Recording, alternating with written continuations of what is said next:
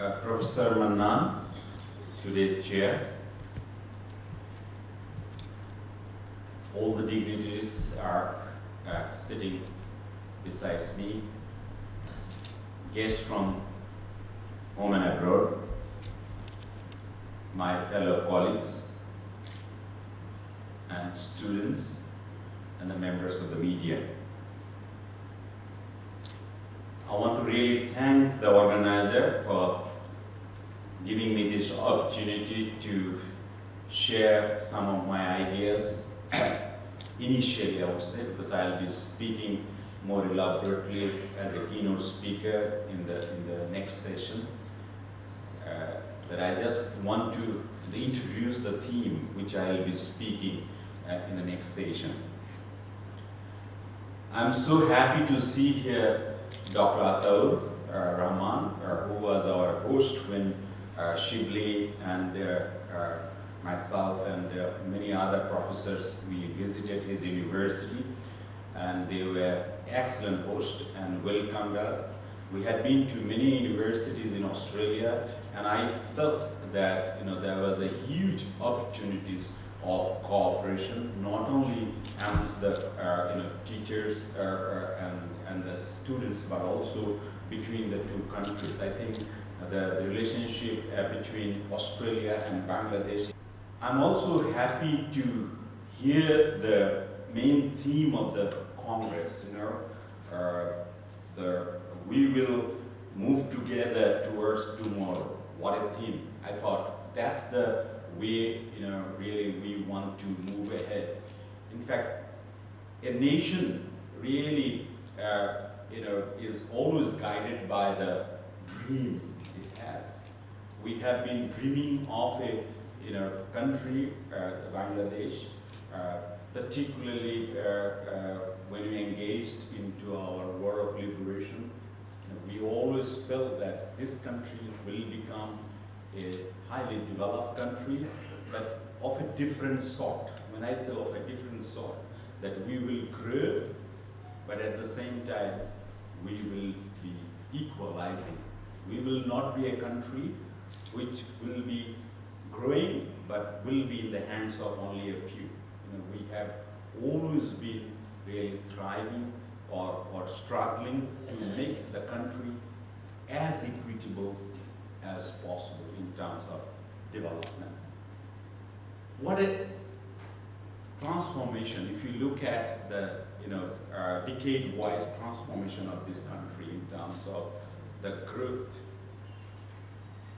Even during the last decade or so, we have been growing around 6%, but now we are very much in the new regime of 7% growth right now. And we are dreaming of growing 8% pretty soon.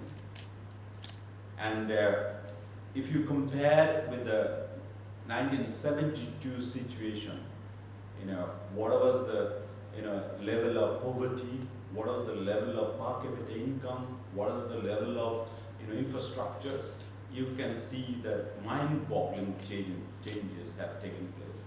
It's an amazing transformation. We couldn't believe it that the country could move this much within such a short period of time. A country which was written off by Henry Kissinger, that this is a basket case. Whatever you put it, the basket will take it in, it will never really grow.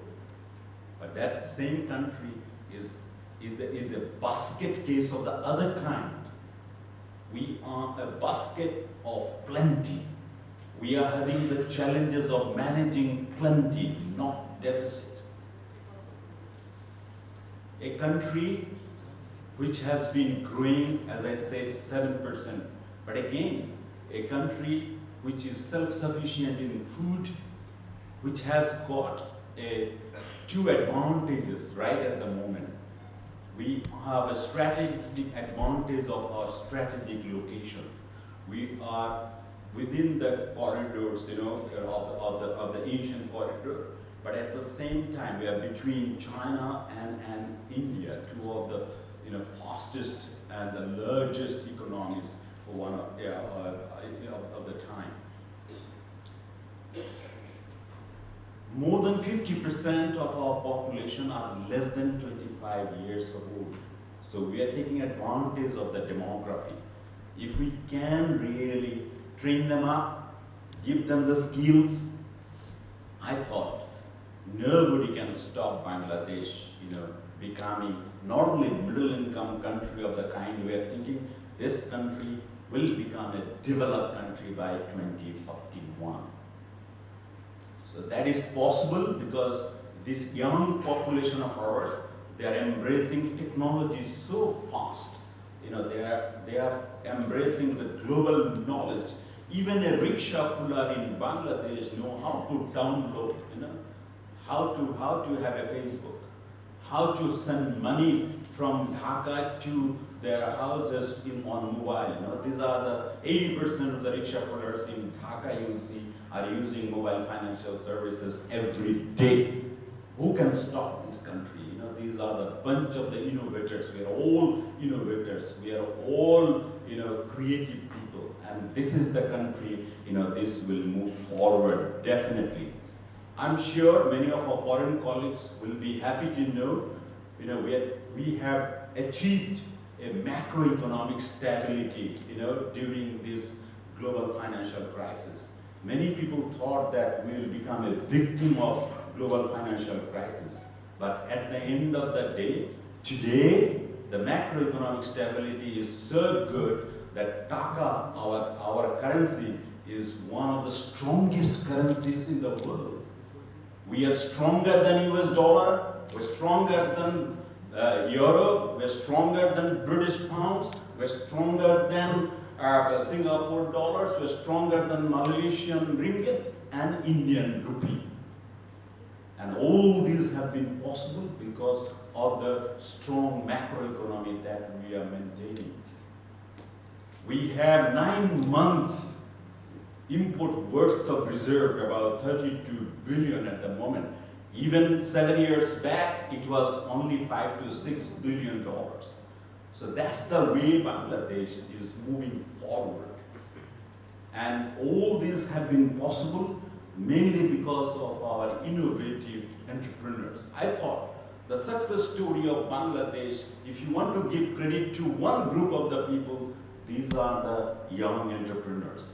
Our farmers are entrepreneurs, our small and medium entrepreneurs are really working, our women entrepreneurs, the garments, the leather entrepreneurs, all these are working day and night despite all the challenges.